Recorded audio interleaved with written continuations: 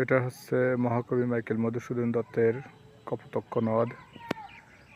তবে এই নদটা মাইকেল মধুসূদন দত্তের সাগরদাড়ি এলাকায় নয়। এই নদটা হচ্ছে খুলনা পাইগাছা কয়রা এলাকার।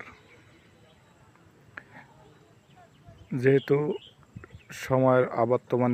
সময়ের আবহমানকালে সাগরদাড়ি এলাকার নদ পলি জমে নদটা মরা অবস্থা, নদের ওখানে আর জৈবন নাই, কিন্তু এখানে নদের শুরু থেকে নদের এখনও মোটামুটি ভালোই জৈবন আছে।